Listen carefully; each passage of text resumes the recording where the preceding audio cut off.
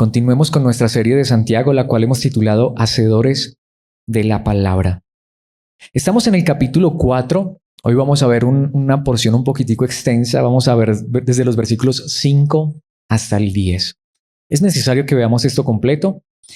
Obviamente está totalmente conectado con lo que vimos hace 8 días y hace 15 y todo lo que hemos venido viendo en esta carta. Es una unidad perfecta en la palabra. Vamos entonces a leer en la Nueva Traducción Viviente. Veamos lo que la palabra de Dios escrita nos dice y luego veamos lo que Dios nos quiere enseñar a través de su palabra. Dice: ¿acaso piensan que las escrituras no significan nada? Ellas dicen que Dios desea fervientemente que el Espíritu que puso dentro de nosotros le sea fiel. Y Él da gracia con generosidad. Como dicen las escrituras, Dios se opone a los orgullosos, pero da gracia a los humildes. Así que humíllense delante de Dios, resistan al diablo, y Él huirá de ustedes. Acérquense a Dios, y Dios se acercará a ustedes. Lávense las manos, pecadores. Purifiquen su corazón, porque su lealtad está dividida entre Dios y el mundo. Derramen lágrimas por lo que han hecho, que haya lamento y profundo dolor, que haya llanto en lugar de risa y tristeza en lugar de alegría. Humíllense delante del Señor y Él los levantará con honor. Esta es la palabra de Dios, es el pasaje que vamos a estar estudiando. Muchísimo que ver allí, de verdad. Creo que cada uno de esos versículos daría para una enseñanza completa, pero a la vez creo que no es tampoco difícil entender lo que nos está diciendo allí la palabra. Por eso he querido tomar todo el pasaje completo y mejor verlo como una unidad. Y bueno, venimos de que la palabra de Dios nos ha hablado sobre una guerra que peleamos todos los días y que debemos pelear, una guerra interna con nuestras luchas, con el pecado que todavía está en este cuerpo. Esa es la realidad. Y no solamente esto, una lucha con que hay un mundo a nuestro alrededor que nos ofrece un montón de cosas que para nosotros, que no somos cuerpos glorificados, todavía puedan y son atractivas, pero que sabemos que están mal. Ahí hay una gran diferencia. No es que el cristiano ya no sienta, no es que aquellos que hemos sido salvos ya no tengamos que luchar con el pecado. Esa es una farsa. Esa es, creo que, una idea tan errada que han pensado muchos. No, el cristiano tiene sus luchas tan fieras como las que cualquier otro cristiano tiene. Pero hay una lucha, hay una guerra interna, hay una lucha. Claro que si no estuviéramos haciendo esa guerra, pues estaríamos enemistados con Dios. Pero tristemente a veces digamos que el mundo nos quiere ganar, la carne nos quiere ganar, el pecado nos quiere ganar. Pero mis hermanos, tenemos a un Dios que es capaz, porque Él ya venció en la cruz y porque Él está en nosotros. Así que obviamente la enseñanza de hoy se va a centrar en algo que es fundamental, que es totalmente consecuente, y es la obediencia. Por eso le he puesto como título a esta enseñanza: obediencia en la palabra. Obediencia en la palabra, aunque me encanta esto. Tener cuidado. Somos llamados a obedecer lo que la palabra de Dios dice, no caprichos o ideas humanas. Tener cuidado. Y lo vimos un poco hace 8 días, solo repito esto. Y es que tener cuidado, tenemos que decir a la luz de la palabra lo que está mal, lo que es pecado, pero tener cuidado de no irnos al otro extremo y de empezar a traer ideas humanas, a decir que esto es pecado porque a Alex le parece. No, mis hermanos, si la palabra de Dios no lo dice, dejémoslo ya a la conciencia de cada quien. Como diría en un lugar la palabra, hay de los que a lo bueno llaman malo y a lo malo llaman bueno. Las dos cosas están mal. A veces a uno le enseñan que algo es pecado y uno se va a mirar a la palabra y no es pecado realmente. Entonces hay que tener cuidado, es tan malo una cosa como la otra. Lo que es malo es malo. Y lo que está mal, la palabra de Dios es clara en decir que está mal, pero lo que la Biblia no dice que está mal, ya son otras cosas, mis hermanos, ya eso queda hacia la conciencia. Pero si somos llamados a obedecer es la palabra, a obedecer lo que está en la palabra. Y para mí aquí es donde está la parte más importante. Es más, no me voy a demorar en esta introducción porque quiero ir directamente allí a la palabra. Quiero que veamos 5 verdades. De hecho, para decirlo de manera más precisa, quiero darles a la luz de la palabra 5 razones por las cuales somos llamados a obedecer. De por sí ya somos llamados a obedecer y eso sería suficiente. Dios nos llama a obedecer, pero tenemos, al menos en este pasaje, hay muchas más a lo largo de la Biblia, pero en este pasaje tenemos al menos 5 razones por las cuales obedecer. Pero es que, mis hermanos, lo primero que quiero decir es que voy a utilizar esta ilustración para que vayamos allí a estos puntos en la palabra. Perdón lo que voy a hacer, yo sé que a la mayoría no les gusta, es más, a mí no me gusta el fútbol, no me gusta, ni verlo, ni jugarlo. no estoy en contra de esto. Pero ¿por qué voy a utilizar esa ilustración? ¿Y por qué del fútbol si no me gusta? Pues porque es lo que la mayoría conocemos aunque no nos guste. ¿Cuáles son los jugadores en este momento más famosos? Pues bueno, puede ser que hasta allá haya otros, porque es que Cristiano y Messi ya están pasando de moda, ya están viejitos. No tanto en edad, pero ya están cumpliendo su ciclo. Pero son en este momento, siguen siendo los más famosos. Pero estas personas para llegar a ser los jugadores que son, no tuvieron que esforzarse. Estaba nada más, esta semana mi esposa me estaba mostrando un video de Cristiano Ronaldo de por qué él no, y teniendo en qué, no le regala un celular, un iPhone a su hijo. No sé si alguien haya visto ese video. Porque obviamente le está entrenando a su hijo para que sea jugador de fútbol como él. Y él dice, yo sé que este aparato lo va a distraer de su propósito, de su objetivo. Claro, si lo dice Cristiano Ronaldo está bien, pero de pronto uno se pone a decir una cosa de estas y ya lo linchan. Pero el punto es este hombre sabe que para llegar a ser el futbolista que es, del nivel y de la talla, nuevamente, yo no sé quiénes les gusta Cristiano, a quién es Messi, no lo sé. Por eso no nos vamos a vivir y mucho menos siendo cristianos. Pero el punto es esos hombres para llegar allá les costó y mucho, pero no aman lo que hacen. ¿Que acaso no es porque aman lo que hacen, que tienen esa disciplina, que hacen esas cosas hasta con tanto esfuerzo? Si tú te pones a averiguar, quería hablarles, por ejemplo, del baloncesto, que es mi deporte favorito. Bueno, mi jugador favorito murió hace unos cuantos años atrás, 2020, Kobe Bryant. Yo sé, porque me encantaba lo que él hacía y conocía su vida, al menos lo que se podía conocer de él. Si yo les hablara de la disciplina, del rigor que tenía ese hombre para llegar a ser el basquetbolista que fue, mis hermanos, es impresionante, una disciplina en todo sentido, en dormir, en la alimentación, en el entrenamiento. Él superaba en creces a todos sus compañeros. No le seguían el ritmo en un entrenamiento. Pero porque este hombre amaba esto y porque él tenía un propósito. Mis hermanos, ¿por qué estoy diciendo todo esto? Hoy nosotros no somos salvos por obras, pero ¿saben una cosa, mis hermanos? Como lo hemos venido viendo y hoy lo vamos a enfatizar más en la palabra, pero cuando uno es hijo de Dios, mis hermanos, no es lo más grande que Dios nos ha dado. Es más grande que ser Cristiano Ronaldo. Es más grande que ser Messi. Es más grande que haber sido Kobe Bryant o Michael Jordan o LeBron James o pensemos en cualquier deportista o cualquier persona que haya logrado las cosas con tanto esfuerzo. Hoy nosotros no tenemos que esforzarnos para llegar a ser estrellas de la fama en el salón de la fama del cielo. No. Tú y yo hacemos parte, voy a utilizar lenguaje deportivo y técnico, del Dream Team. Tú y yo hacemos ya parte de la selección de Dios, si se puede utilizar esa ilustración. Pero mis hermanos, Dios quiere que ahora que somos parte de su equipo, parte de sus hijos, mis hermanos, vivamos como tal. Nuevamente, estos hombres hacían parte ya de estas selecciones o de estos grupos, de estos equipos, pero ellos siguieron entrenando hasta el último día de sus vidas. Ellos se siguieron cuidando y esforzando hasta el último día de sus vidas. Mis hermanos, tú y yo no para ganar la salvación, no para ganar el cielo, sino porque la salvación es nuestra, el cielo es nuestro. Somos llamados a vivir en obediencia en la palabra. Así que espero que esta introducción nos deje un poco clara esta idea, pero veámosla a la luz de la palabra a través de 5 verdades. Lo primero, mis hermanos, la obediencia en la palabra es necesaria porque hay gracia en la obediencia.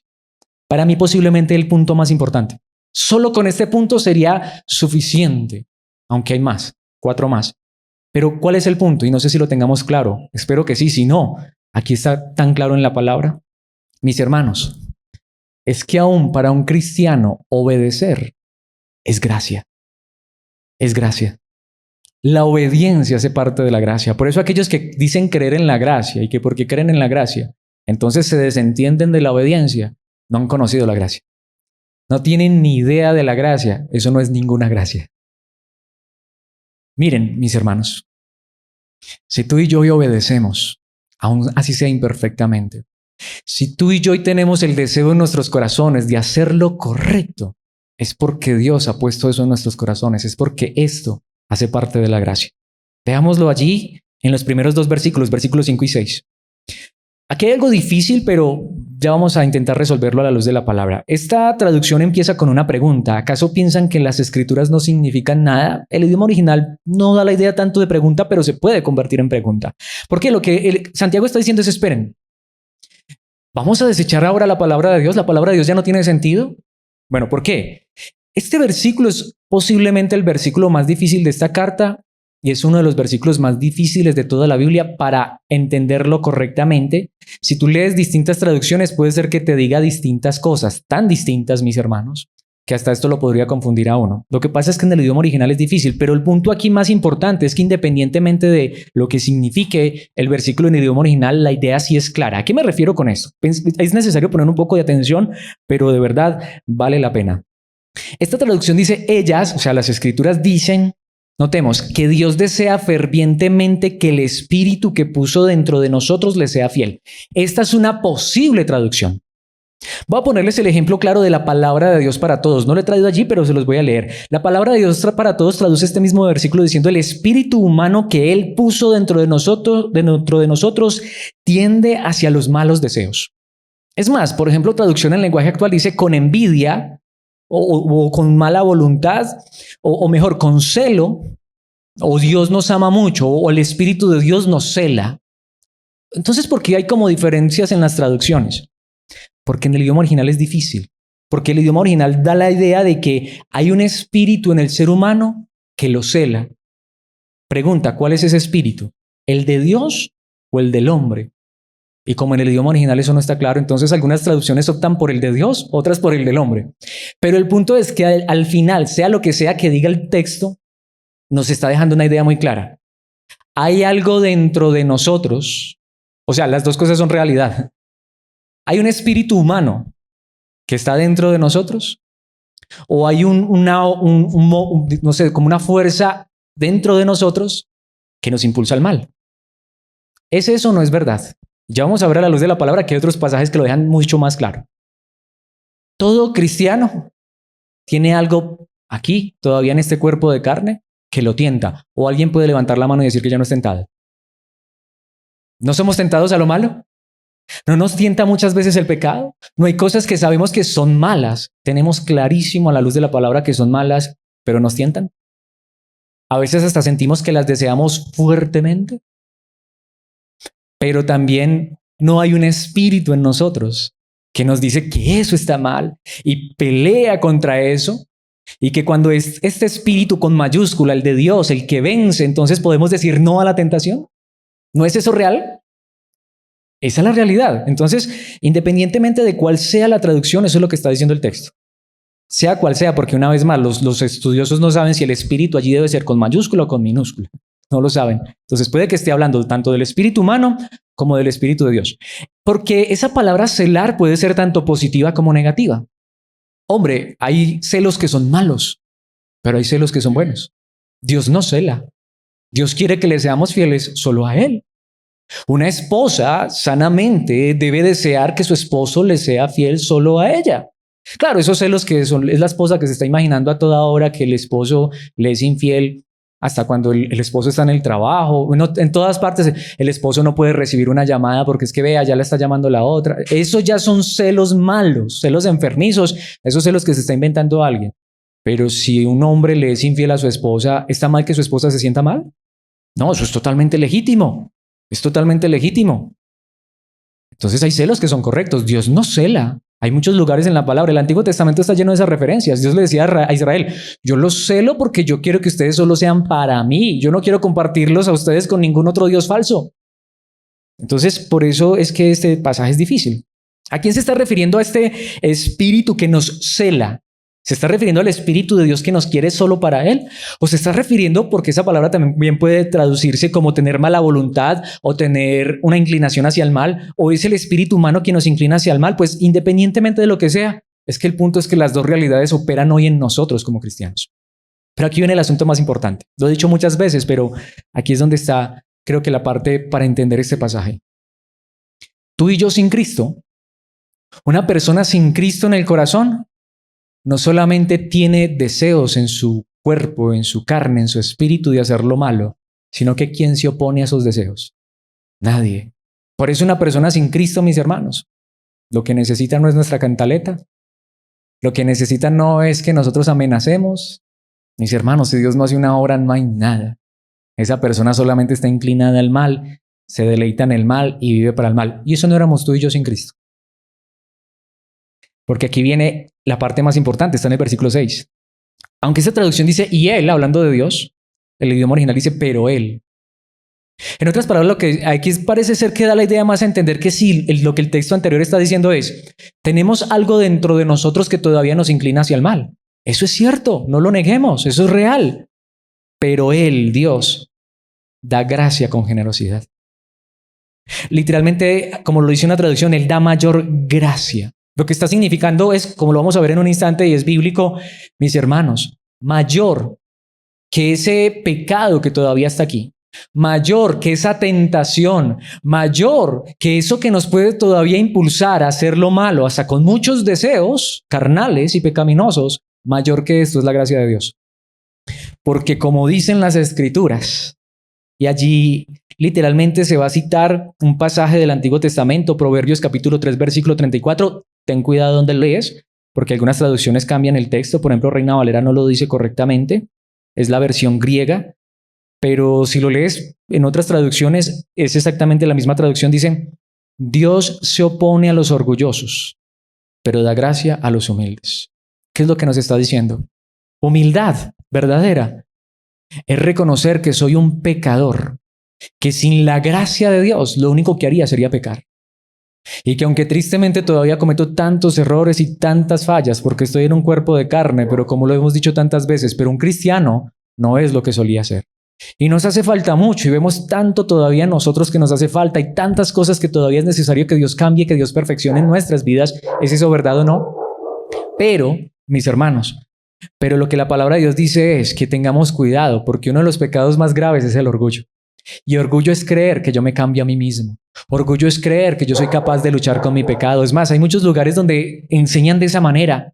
Yo pude, tú también puedes. Yo quiero decirles lo contrario. Miren, mis hermanos, Alex nunca ha sido capaz de vencer un solo pecado. Cristo es el que venció el pecado.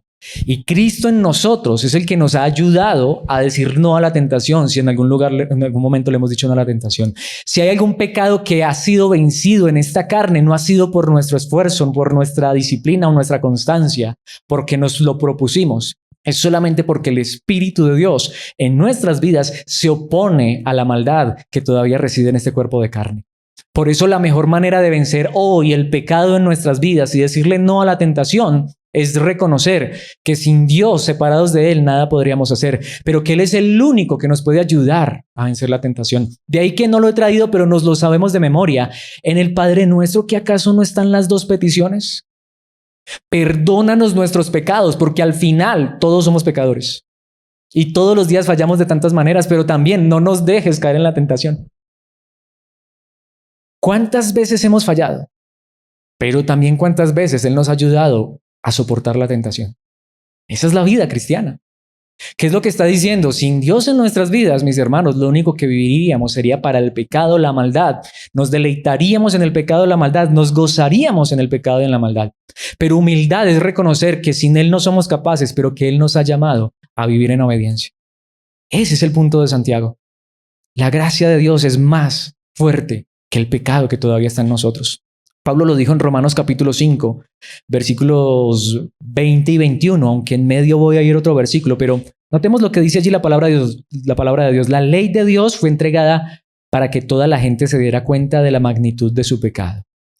Por eso es que cuando uno lee la Biblia, uno dice, uy, qué pecador soy.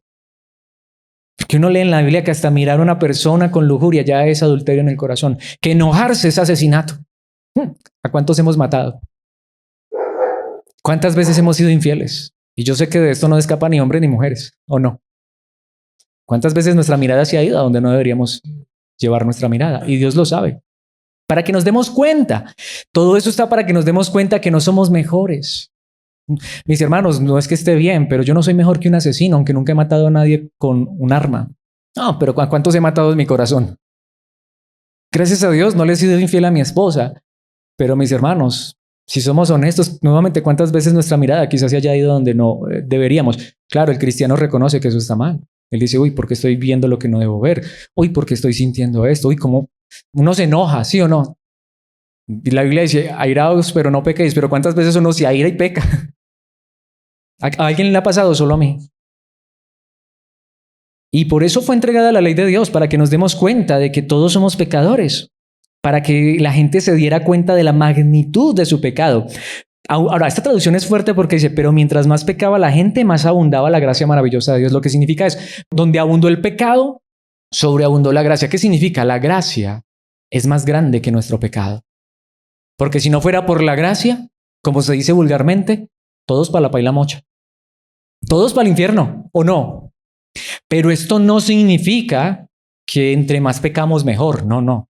Lo que significa es que la obra de Dios es más grande que nuestras fallas. Lo que significa es que lo que Cristo hizo por nosotros es suficiente para limpiar todo pecado, toda maldad y presentarnos puros ante nuestro Padre Celestial. Porque antes de ir al versículo 21, que ya voy a ir allá, pero ¿qué dice Pablo en Romanos 3:8? Algunos incluso nos difaman asegurando que nosotros decimos, cuanto más pecamos mejor. Los que dicen tales cosas merecen ser condenados. No, eso no es. Lo que pasa es que a veces cuando uno enseña la gracia se confunde. Gracia es que a pesar de lo que somos, tan pecadores, hoy podemos tener confianza y seguridad en lo que Cristo hizo, porque la obra de Cristo, el regalo de la gracia es más grande que nuestros pecados. La obra de Cristo es suficiente, pero eso no significa que entre más pecamos mejor. No, tengamos cuidado, porque volviendo al versículo que estamos estudiando, el pasaje, el Romanos 5, que dice el versículo 21, entonces, así como el pecado reinó sobre todos y los llevó a la muerte, ahora reina en cambio ¿qué? La gracia maravillosa de Dios. ¿Pero qué hace esta gracia que reina ahora en nosotros, la cual nos pone en la relación correcta con Él, con Dios, y nos da como resultado la vida eterna por medio de Jesucristo nuestro Señor? Obra en nuestros corazones, obediencia. Por eso es que no somos salvos por lo que hacemos, pero si somos salvos, vivamos diferente, porque la gracia es mayor que nuestro pecado. Porque Dios en su gracia nos quiere llevar a la obediencia. Creo que este pasaje lo deja demasiado claro. Solo un versículo, Gálatas 5:17. La naturaleza pecaminosa desea hacer el mal, que es precisamente lo contrario de lo que quiere el Espíritu. Y ahí Espíritu está con mayúscula porque ¿a qué Espíritu se refiere? Al Espíritu Santo. ¿Qué significa esto entonces? Que todo cristiano tiene todavía una carne que, ¿qué dice acá? Que desea ¿qué? Hacer el mal. Pero tiene también el Espíritu que desea hacer lo opuesto a lo que quiere la carne. Y el Espíritu nos da deseos que se oponen a lo que desea la naturaleza pecaminosa. Demasiado claro, ¿no? Estas dos fuerzas luchan constantemente entre sí. Esto es de todos los días. Hasta el día que nos muramos o Cristo regrese, vamos a luchar. Si somos cristianos. La diferencia es que el que no es cristiano, ¿con qué lucha? Lucha con que no lo pillen. Lucha con que de pronto no se va a dar cuenta la esposa o la policía. O de pronto lo que le da miedo es que lo lleven a la cárcel, pero el temor de Dios no tiene. ¿Sí notamos la gran diferencia? Le da miedo de pronto que, no puedo tomar mucho porque ahora voy a conducir y de pronto me estrello. Él no piensa en Dios, en que lo que está haciendo está mal y en que embriagarse está mal. Él le da miedo es estrellarse. Bueno, al menos tiene una forma de controlarse, pero cuando no va a manejar, ¿cómo se vuelve? Cuando no lo ven. Pero el cristiano, aunque lucha, tanto como el que no es cristiano, tiene los mismos deseos por el mal, pero gracias a Dios el cristiano lucha, porque tiene el Espíritu en su vida. Estas dos fuerzas luchan constantemente entre sí, entonces ustedes no son libres para llevar a cabo sus buenas intenciones. Lo que significa es que el cristiano lo que más desearía es ser liberado de eso. Lo decíamos hace 8 días, pero lo quiero repetir. Si hoy Dios nos preguntara, ¿quieren que les quite ya esas luchas que tienen con el pecado? ¿Qué diríamos? Uy, por favor. No es para que lo digamos en voz alta ni mucho menos, pero pensemos, ¿con qué luchamos cada uno de nosotros? Cada uno de nosotros sabe cuáles son sus luchas más fieras. Si hoy Dios le dijera a Alex, quisieras que te quitara ya ese carácter todavía malhumorado que a veces tienes, por favor, Señor. Que todos los días fuera una sonrisa. Que todos los días fuera tan amable, tan cortés, tan cordial. No solamente con las personas que me tratan bien, sino aún con los que no me traten bien. Que es que esa persona hizo algo, el vecino, el no sé qué, fulano. Pero yo afronto la situación con una sonrisa, con gracia, con misericordia. Eso suena bonito, pero pasa. Pero eso es lo que deberíamos hacer. Pero ¿qué pasa? A uno se le sale el viejo hombre y después uno está diciendo, pero ¿por qué dije esto? ¿Por qué actúo así? Y después uno está diciendo, Señor, yo por qué soy así, yo por qué me dejé llevar, ¿sí o no? Ese es el cristiano. El que sabe que lo que está haciendo está mal. Porque en su momento se dejó llevar del pecado, de la naturaleza, le dio ira, enojo, rabia, amargura, tristeza, y esas cosas también son malas y por eso actuamos de esa manera, pero es que no quería, pero no, sí queríamos porque esta carne quiere eso. Pero el Espíritu era el que no quería y el Espíritu es el que nos dice, hiciste mal. Segunda de Pedro capítulo 3, versículo 18. En cambio, crezcan en la gracia y el conocimiento de nuestro Señor y Salvador Jesucristo. A Él sea toda la gloria ahora y para siempre. Amén. Entonces entendemos que es crecer en la gracia. Crecer en la gracia es crecer en la obediencia. Porque la gracia es que no somos salvos por nuestra obediencia, pero aún en la gracia hay obediencia. Espero que este punto haya quedado claro. Es en el que más me detuve. Pero si entendimos este punto, mis hermanos, el resto de los puntos son supremamente claros. Segundo punto, hay victoria en la obediencia. Hay victoria en la obediencia. Es claro que obedecer vence el pecado, obedecer vence al mundo, obedecer vence nuestros malos deseos, pero saben que aquí es donde viene para mí una de las verdades más hermosas. A algunos les han enseñado que hay que hacer guerra contra el diablo y mis hermanos, sí, hay que hacer guerra contra el diablo, pero la mejor manera de pelear contra el diablo es obedecer humildemente a Dios. Versículo 7. Así que humíllense delante de Dios, aunque esa palabra en el idioma original lo que significa es sométanse a la autoridad de Dios, sométanse a qué, a su palabra. ¿Recuerdan cómo empezó el versículo 5? ¿Ustedes ignoran las escrituras? Mis hermanos, la palabra de Dios sigue siendo verdadera hasta el día de hoy. Y humildad es obedecer a Dios. Eso es humildad. Humildad es reconocer que yo no soy el amo y dueño de mi vida y que cuando yo tomo la vida mía en mis propias manos, aunque la llame mía, lo único que voy a hacer es desviarme, por muy hijo de Dios que sea. Cuando yo decido lo que está bien y mal en mi vida, me convierto una vez más, como lo estamos viendo los miércoles, en una Adán y Eva que preferimos escuchar otra voz que la voz de Dios. Humildad es saber que necesito a Dios para la obediencia. Miren, mis hermanos, si yo era un borracho, ya no lo soy, no es porque yo me propuse, aunque hay gente que lo logra. Pero en la vida cristiana, si yo era un borracho y ya no lo soy, es por la gracia de Dios.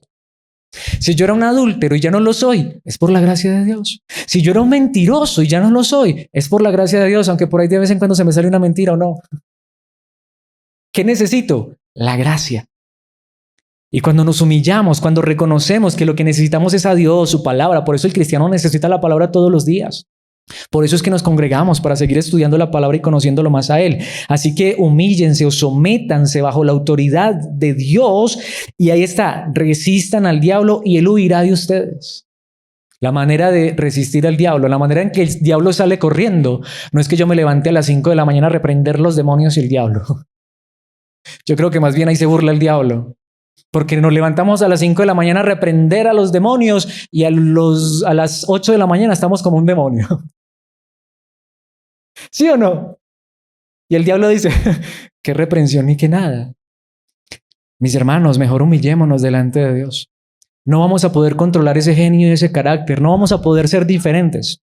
Si no es reconociendo que sin Él, separados de Él, nada podemos hacer.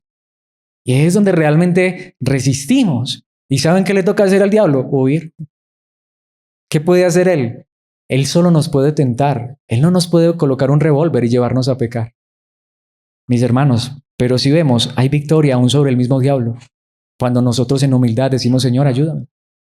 Y aún si pecamos, claro, tener cuidado, no los estoy mandando a pecar, pero si hemos pecado, abogado tenemos para con el Padre. Corremos a Cristo, pero no para justificar nuestros pecados, sino para recibir perdón de nuestros pecados y en las fuerzas que Él nos da, seguir caminando y decirle, Señor, vamos a seguir adelante, porque es en tu gracia, es en tu misericordia, es en tu amor. Efesios capítulo 6, versículos 11, luego salto al 14 al 18, solo lo leo porque es demasiado claro. Pónganse toda la armadura de Dios para poder mantenerse firmes contra todas las estrategias del diablo. Pero entonces, ¿cuál es la armadura de Dios? Versículo 14. Defiendan su posición poniéndose el cinturón de la verdad. ¿Cómo es que hacemos la guerra contra el diablo? Diciendo la verdad. Y la coraza de la justicia de Dios. ¿Cómo es que hacemos la guerra contra el diablo? Actuando justamente. Es que ellos lo hacen mal. No, mis hermanos, pero yo no, porque soy un hijo de Dios. Pónganse como calzado la paz que proviene de la buena noticia. ¿Saben cómo es que hacemos la guerra contra el diablo? En lugar de pelear, buscar la paz, pero hasta a veces nosotros somos los mismos que buscamos pelear con los demás. Te amo y al ratico te odio. Bueno, puede ser que no lo digamos así, pero al ratico te amo, estamos besos y abrazos y al ratico ya estamos enemistados, ya estamos peleando, ya estamos discutiendo. Solo me pasa a mí. Mis hermanos, hacemos la guerra contra el diablo, es buscando la paz. La paz que proviene de la buena noticia a fin de estar completamente preparados. Además de todo eso, levanten el escudo de la fe para detener las flechas encendidas del diablo, fortaleciéndonos en la fe. Miren, mis hermanos, aquí en este momento le estamos haciendo guerra al diablo. ¿Por qué? Porque estamos estudiando la palabra, porque lo estamos conociendo más a Él, a Dios, para poder también identificar la verdadera estrategia del diablo y poder hacer la lucha contra Él. Pónganse la salvación como casco cuando somos fortalecidos en la verdad de Cristo Jesús y tomen la espada del Espíritu. ¿Saben con qué es que verdaderamente peleamos contra el diablo? Como un espadachín hábil, la cual es la palabra de Dios. ¿Con qué venció Cristo al diablo allí en la tentación cuando Jesucristo estuvo 40 días y 40 noches ayunando? El diablo vino a traerle versículos. Mire que la palabra de Dios dice en el Salmo 91, bueno, el Salmo no lo dijo el Salmo 91, pero sabemos que está en el Salmo 91. Pues a sus ángeles mandará cerca de ti y que te guarden en todos tus caminos, así que tírate. Mira que nada te va a pasar. Espera, don Satanás, don diablo. Pero también está escrito, al Señor tu Dios no vas a tentar. Adóralo a Él. Si notamos, mis hermanos, el diablo puede venir hasta con Biblia en mano. Pero hacemos la guerra es conociendo la verdad de la palabra de Dios. Versículo 18, claro, oren en el Espíritu, no solo a las 5 de la mañana, en todo momento y en toda ocasión. ¿Por qué? Porque yo no voy a vencer al diablo obedeciendo en mis propias fuerzas. El único que es capaz de ayudarme. ¿Y cuándo necesito esto? Todos los días. La gracia la necesitamos todos los días. Mis hermanos, manténganse alerta y sean persistentes en sus oraciones por todos los creyentes en todas partes, porque yo sé que mi hermano allá en su hogar también tiene sus luchas, porque yo sé que mi hermano allá en el trabajo también tiene sus luchas, porque yo sé que mi hermano allá en el colegio, en la universidad, donde quiera que esté, también tiene sus luchas. Y por eso oramos los unos por los otros, porque sabemos que no somos perfectos, pero Dios nos está perfeccionando. Esto nos lleva al tercer punto y es, hay comunión en la obediencia. Ya lo dijimos, pero creo que este versículo lo enfatiza mucho más. Versículo 8. Dios no se aleja de nosotros, pero nosotros, nuestro pecado nos aleja de Él. Por eso dice, acérquense a Dios. Y Dios se acercará a ustedes. ¿Por qué? Lávense las manos, pecadores. Claro, ¿con qué nos lavamos el pecado? Con la sangre de Cristo. Reconocemos que hemos pecado. Purifiquen su corazón, porque su lealtad está dividida entre Dios y el mundo. Literalmente dice los de doble ánimo. Aquellos, lo que decimos, que es que aquí en la congregación somos unos y en la casa somos otros. Que Dios nos ayude para que no sea así. Y si así está siendo, hoy hay gracia. Para el que reconoce su pecado, sabe que nuevamente, que Dios no se ha alejado. El hijo pródigo fue el que se fue de la casa, no el papá. El hijo pródigo sabía que en la casa del papá no podía hacer las fechorías que quería hacer. Se fue. Pero cuando se dio cuenta de la locura que había cometido, regresó a la casa del Padre. Fue la ilustración que usamos hace 8 días, necesaria nuevamente hoy. Dios nos acepta en casa, pero Dios nos limpia, nos purifica y nos perfecciona. Y Dios quiere que nos acerquemos a Él. Miren, mis hermanos, aún si hubiéramos pecado, pero ¿cómo también? No es como que, no, yo sé que tengo un abogado que me defiende y entonces yo puedo hacer y no importa. Y ahorita llego a la casa como si nada. No. Yo sé que puedo ir a la casa del Padre, pero tengo que llegar reconociendo, he pecado. Voy a poner una ilustración totalmente bíblica. Un hombre que se creía el mejor de todos, tanto que llegaba al templo a orar con los ojos abiertos, mirando hacia el cielo y manos levantadas. Dios, te doy gracias, porque no soy esto, lo uno y lo otro, porque pago mis diezmos, mis ofrendas, y miren, y no soy como ese, el fariseo. Había allí, perdón, el publicano. Bueno, el fariseo era el que estaba orando así, y yo no soy como ese publicano, como ese ladrón tramposo, idólatra, como ese, vea que le falló a la esposa. Gracias a Dios, yo no soy así. Mis hermanos, eso es orgullo. Él le daba gracias a Dios porque no era así, pero se comparaba. Gracias a Dios porque no soy como fulano. Mis hermanos, eso es orgullo. Es cierto, puede ser que no sea como fulano, pero ¿saben qué estaba haciendo ese fulano que también estaba ya orando? Dios, sé propicio a mí que soy un pecador. No se estaba comparando con nadie, él sabía que era pecador. Sí notamos la diferencia. El otro también era pecador, mis hermanos, porque el hecho de que no le hubiera sido infiel a su esposa, vaya a ver si pudiéramos mirar en ese corazón a ver a cuántas mujeres había mirado. Ese es el asunto. Y creyéndose mejor, mis hermanos, no somos mejores. Claro, es cierto que en el cristiano ha habido una mejoría, pero No nos comparemos con nadie. Mejor mirémonos a nosotros mismos lo que todavía nos hace falta y reconozcamos la gracia de Dios. Como lo dice el autor a los Hebreos en el capítulo 4, versículos 15 y 16, nuestro sumo sacerdote, hablando de Cristo, comprende nuestras debilidades, porque enfrentó todas y cada una de las pruebas que nosotros enfrentamos. Claro, como dice aquí claramente, sin embargo, Él nunca pecó. Él es el único que aún en un cuerpo de carne nunca pecó. El único. Por eso dice el versículo 16, así que acerquémonos con toda confianza al trono ¿de qué? De la gracia de nuestro Dios. Un pastor que tuve hace muchos años nos decía que ¿quién nos lleva al trono de la gracia de Dios? Y al llevarnos al trono de la gracia de Dios es que alguien orara.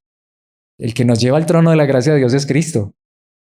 No nuestras oraciones. Cristo, quien pagó por nuestros pecados. Allí recibiremos su misericordia y encontraremos la gracia que nos ayudará cuando más la necesitemos. ¿Cuándo es que más necesitamos gracia? Cuando hemos pecado, cuando hemos fallado. ¿Pero qué necesitamos? Gracia. ¿Qué significa gracia? Favor inmerecido. Es decir, me acerco. Sé que aún sí fallé. Si he cometido un error, sé que me puedo acercar con confianza, pero no, mis hermanos, con orgullo, como el fariseo.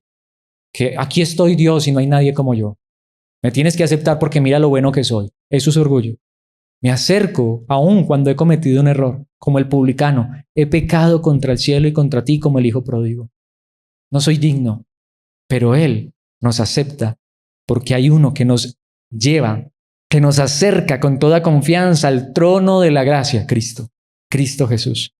Como lo dice Romanos capítulo 8, versículo 15, y ustedes no han recibido un espíritu que los esclavice al miedo. En cambio, recibieron el Espíritu de Dios cuando Él los adoptó como sus hijos. Ahora lo llamamos Abba, Padre. Yo sé que Dios es mi Padre, no porque lo merezca. Y aún en mis peores momentos, en mis peores días y en mis peores fallas, sé que Él no me rechaza. Pero es necesario que si he fallado, si este ha sido un día malo para mí, yo sé que me puedo acercar, pero en humildad. Perdóname. He pecado contra ti, Padre Celestial. Sé que no lo merezco, pero gracias, porque sé que por el sacrificio de tu amado Hijo Jesucristo tengo acceso directo a tu trono, porque hoy tu trono no es un trono de juicio, sino que es un trono de gracia. Perdóname, dame tu gracia y ayúdame para que pueda vencer mi pecado. Esa es la verdadera actitud de un hijo de Dios. Primera carta de Juan capítulo 2, versículo 1. Mis queridos hijos, les escribo estas cosas ¿para qué? Para que no pequen. Esa es la primera parte de este famoso versículo. Dios no quiere que pequemos. Por eso nos ha dado ¿qué? Su palabra. Su palabra. Estas cosas están escritas para que no pequemos. Pero, es un pero. Esa sería una falla, ¿sí? Si alguno peca. Tenemos un abogado que defiende nuestro caso ante el Padre. Es Jesucristo, el que es verdaderamente justo. Este no es un versículo para excusarnos. Este es un versículo que necesitamos mucho. Claro que sí. Si hemos pecado, tenemos un abogado, pero Dios nos ha dado también su palabra. Dios nos dice, en mi gracia yo soy capaz de llevarte a la obediencia. ¿Sí notamos? Eso es gracia verdadera. Precisamente lleva al cuarto punto. Mis hermanos, demasiado claro, es que tiene que haber coherencia. Hay coherencia en la obediencia.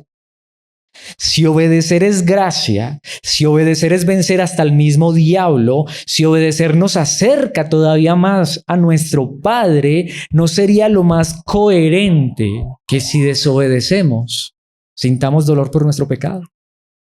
Es lo más coherente que si desobedecemos, sintamos.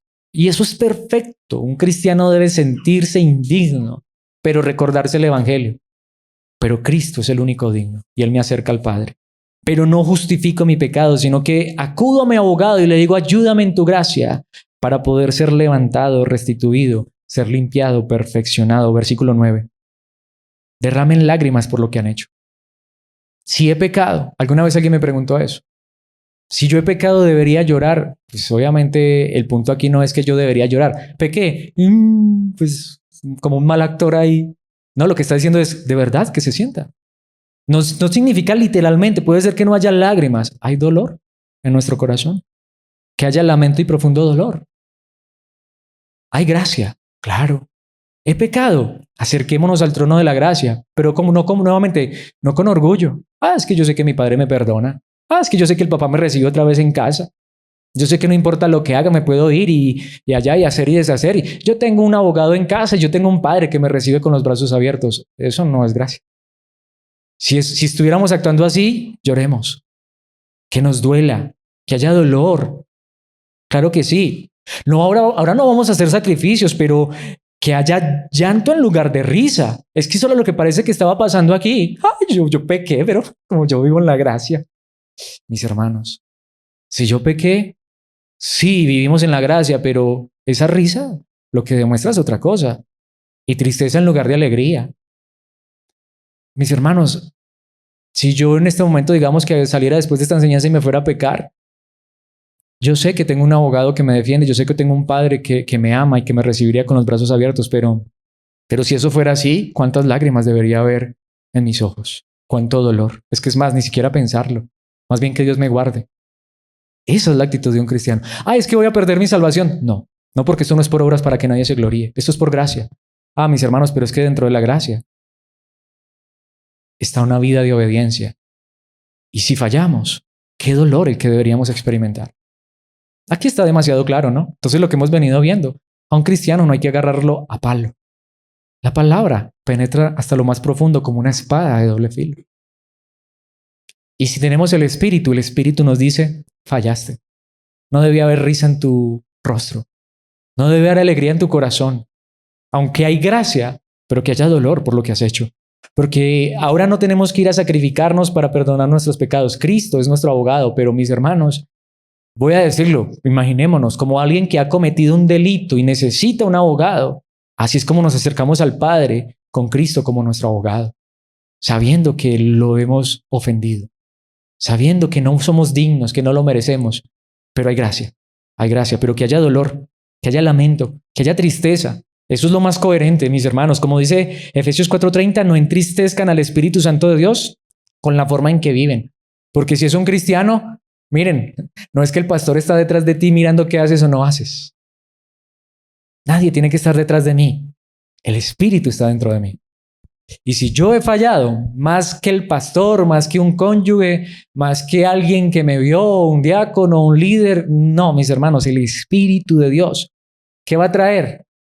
Una de las más grandes evidencias, y eso suena raro y lo he dicho tantas veces, de que eres cristiano, de que soy cristiano, es que cuando hayamos fallado, preguntémonos si lo que se dibujó fue una sonrisa o dolor en nuestro corazón. Recuerden que Él los identificó como suyos. Esa es la mejor manera de saber que alguien tiene el Espíritu. No es con invenciones humanas. Una persona que tiene el Espíritu, cuando falla, qué tristeza la que siente. Ni siquiera soy yo. Cuando yo como hijo de Dios, si soy hijo de Dios, fallo y siento tristeza, es que ni soy yo. Es el Espíritu en mí que produjo esa tristeza. Porque sin el Espíritu, ¿qué pasa cuando una persona no tiene el Espíritu? Va y comete el pecado, comete el error, comete la falla y nadie lo vio. ¿Qué dijo? Coroné. Y a ver cómo hago la segunda y cómo hago la tercera. ¿Sí o no? Pero un hijo de Dios no dice coroné. Qué dolor tan grande, qué tristeza. Aunque nadie me vio, no necesito que nadie me vea. El Espíritu en mi corazón, quien me identificó como suyo y quien me ha garantizado que seré salvo el día de la redención. Pero notemos, y así les ha garantizado que serán salvos el día de la redención.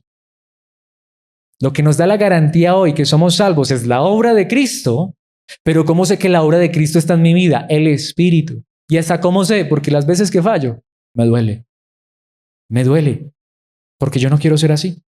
Porque si soy así es porque tristemente estoy en un cuerpo de carne, pero quiero pelear contra eso. Segunda a los Corintios capítulo 7, versículos 9 al 11. Ahora me alegro de haberla enviado, no porque los haya lastimado, sino porque el dolor hizo que se arrepintieran y cambiaran su conducta. ¿Recuerdan una carta que envió Pablo? Muy fuerte. Es como si yo dijera a mis hermanos, y lo he dicho, estas enseñanzas de Santiago, a veces como que digo, sería que sí hicimos bien en haber escogido Santiago para enseñar, porque qué difícil ha sido Santiago. Pero es a la vez como dice Pablo, pero al final me alegro, porque si lo que ha hecho esta palabra de Santiago, que ha sido dura, pero es palabra de Dios, no es palabra de Santiago, es palabra de Dios. La escribió Santiago, pero inspirado por Dios. Como dice aquí, ¿ha habido dolor? Sentimos de pronto que hasta nos ha lastimado. En ocasiones he escuchado esos comentarios ciertos. Parece como que Dios nos dio una pela. Pues, mis hermanos, como diría Pablo aquí, Ahora me alegro de haber enviado esa carta, de haber mandado esa palabra. No por el dolor como sí, sino ¿por qué? Sino porque el dolor hizo que se arrepintieran y cambiaran su conducta. Fue la clase de tristeza que Dios quiere que su pueblo tenga. De modo que no les hicimos daño de ninguna manera. No se hace daño cuando la palabra de Dios nos hiere, pero nos hiere para sanar el corazón y para llevarnos a la obediencia. Versículo 10. Pues la clase de tristeza que Dios desea que suframos nos aleja del pecado. ¿Sí notamos? Y trae como resultado salvación. No hay que lamentarse por esa clase de tristeza. Si hoy estoy triste porque he pecado y porque, aunque sé que no deje de ser hijo de Dios, pero yo sé que mi pecado ha ofendido a mi Padre. Yo sé que lo ha ofendido. Pues no hay que lamentarse por esa clase de tristeza. Pero la tristeza del mundo. El mundo, ¿por qué está triste? Porque choqué el carro. ¿Vio? ¿Para qué me emborraché? Porque atropellé, porque maté. ¿Yo por qué hice esa locura? Y ahora está triste. Eso se llama remordimiento, no arrepentimiento. En cambio, la tristeza de Dios, nuevamente, a lo mejor ni sufrí las consecuencias. Es más, hice lo que no debía hacer y al final hasta recibí fue gracia. Pero mis hermanos, pero no me siento bien. No, ay, volver a repetir, mira que no me pasó nada. No, mis hermanos. La tristeza del mundo a la cual le falta arrepentimiento resulta en muerte espiritual. Esa es la diferencia. Nuevamente, no me tienen que estar viendo. Si nadie me vio, hay uno que me ve. Y que no solamente me ve, que está en mi corazón. Eres cristiano. Somos cristianos por la gracia de Dios. Versículo 11. Tan solo miren lo que produjo en ustedes esa tristeza que proviene de Dios. Tal fervor, tal ansiedad por limpiar su nombre, tal indignación, hablando de lo que habían hecho, se indignaron por lo que estaba pasando, tal preocupación, tal deseo de verme, tal celo y tal disposición para castigar lo malo. Ustedes demostraron haber hecho todo lo necesario para corregir la situación. Gloria a Dios por esa bendita palabra que nos dio. Esto nos lleva al último punto y es que, y por si fuera poco, hay exaltación en la obediencia. Dios nos ama con amor eterno y no dejamos de ser sus hijos, pero como dice el versículo 10, humíllense delante del Señor y Él los levantará o los exaltará o los honrará. Como dice aquí, Él los levantará con honor o Él los exaltará en su momento. Mis hermanos, ¿pero entendemos esto? Por eso hay que humillarnos, decirle, Señor, yo sin ti no soy nada. Y aunque puede ser que hoy esté viviendo en obediencia, gracias, pero ayúdame a ser mejor, a no compararme con nadie. No nos comparemos con nadie. Cuando nos comparamos, siempre habrá alguien mejor que nosotros y alguien peor. Claro, uno tiende a compararse con el peor, porque con el mejor no, pues ahí sí grave. Miren, mis hermanos, no podemos compararnos porque el único modelo perfecto es Cristo. Y nadie ha llegado a la estatura de Cristo. Si nos vamos a comparar, comparémonos con Cristo. Ya todos estamos perdidos, pero lo hermoso es que Cristo no nos condena. Él murió por nuestros pecados, pero no solamente murió por nuestros pecados. Hoy su Espíritu está en nosotros para impulsarnos a la obediencia. Y si necesitamos obedecer, fácil, clamemos, Abba, Abba, como un niño que pide ayuda a su padre, Abba, ayúdame. Si fallamos, Cristo, eres mi abogado, pero con dolor, con lágrimas, si es necesario, arrepintámonos y pidámosle que nos levante y nos ayude a seguir caminando en obediencia y santidad. Como diría el idioma original, alínéense bajo la autoridad del Señor y Él los va a levantar, Él los va a exaltar. Es más, se podría decir, hasta Él los va a premiar. Es que es tan hermoso. No somos salvos por la obediencia, pero Dios nos premia por la obediencia, como un padre que cuando su hijo, es que creo que es la perfecta ilustración. Un hijo desobediente deja de ser hijo, pero un hijo obediente no es más hijo. Sin embargo, ¿qué pasa con un hijo obediente? ¿Qué hace al corazón del padre? Lo alegra. ¿Qué hace un hijo desobediente con el corazón del padre? Lo entristece. ¿Y qué hace hasta el padre cuando el hijo es obediente? ¿Qué debe hacer el hijo? Obedecer. Pero ¿cuántas veces hasta el premio, el reconocimiento, el dulce o el permiso se lo merece? No, es que lo que debía hacer es obedecer. Gracia es que se recibe lo que no se merece. Misericordia es que, mis hermanos, es lo que debe hacer, pero aún así nos da más. Ese es el punto. ¿Saben? Dios no tendría por qué premiarnos por nuestra obediencia. Es lo menos que deberíamos hacer. Es lo que deberíamos hacer. Y si lo hacemos, como diría el mismo Señor Jesucristo, solo estamos haciendo lo que nos pidió hacer. Pero saben que Dios es tan bueno que como un padre que aunque su hijo pasa el año, y es lo que debería hacer, para eso no estudia, pero pasó el año y el padre le da un premio, ¿no? Le da un regalo, un reconocimiento. No, era lo que tenía que hacer, mis hermanos, pero ¿saben qué es lo que hace Dios? Si nos humillamos y reconocemos que Él es el que nos ayuda en su gracia aún a vivir en obediencia, saben, Él nos pone en un lugar de honor, es lo que dice el texto original. Como diría Lucas 18:14, les digo que fue este pecador y no el fariseo, hablando de la parábola del fariseo y el publicano, quien regresó a su casa justificado delante de Dios. Pero ¿saben qué dijo Cristo? Cristo no terminó allí, pues los que se exaltan a sí mismos serán humillados y los que se humillan serán exaltados. Cuando uno reconoce que solo es Dios y es su gracia, a un Dios lo pone en honor, a un Dios lo exalta a uno. Mateo 23:11 y 12. El más importante entre ustedes debe ser el sirviente de los demás. Pero aquellos que se exaltan a sí mismos serán humillados y los que se humillan a sí mismos serán exaltados. Dios te pone a servir a uno a otros, pero reconociendo que no eres tú, que no soy yo, es la gracia. Es la misericordia. Dios te pone hasta como ejemplo, pero reconociendo que no eres tú. Pero deja que sea Dios quien lo haga. No yo. Ay, mire, yo, que yo soy tan bueno, que yo... Mis hermanos, eso es exaltación. Mis hermanos, hagamos lo que Dios nos pidió hacer. Hagámoslo como sirvientes.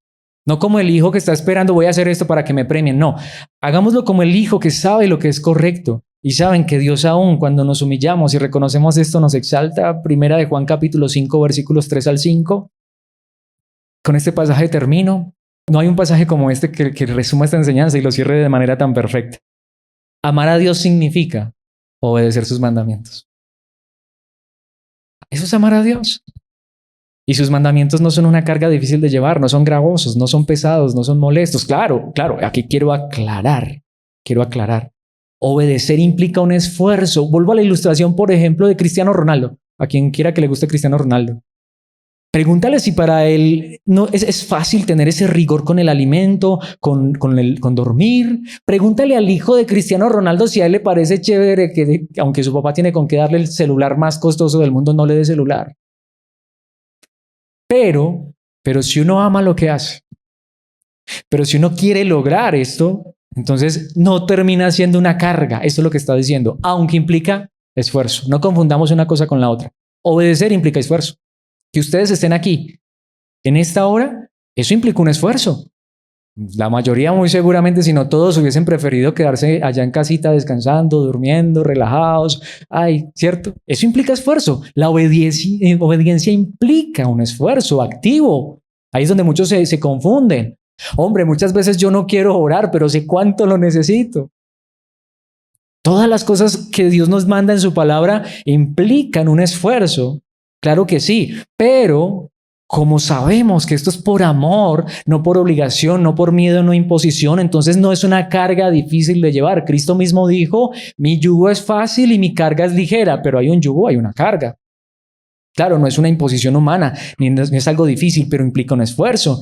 Pues todo hijo de Dios vence a este mundo de maldad, pero tengamos cuidado y logramos esa victoria por medio de nuestro esfuerzo.